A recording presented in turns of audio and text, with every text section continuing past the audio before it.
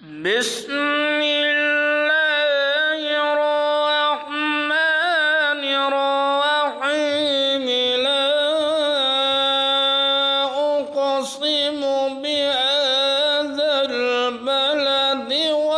وأنت حل بهذا البلد ووالد وما ولد لقد خلقنا الإنسان في كبد بسم الله الرحمن الرحيم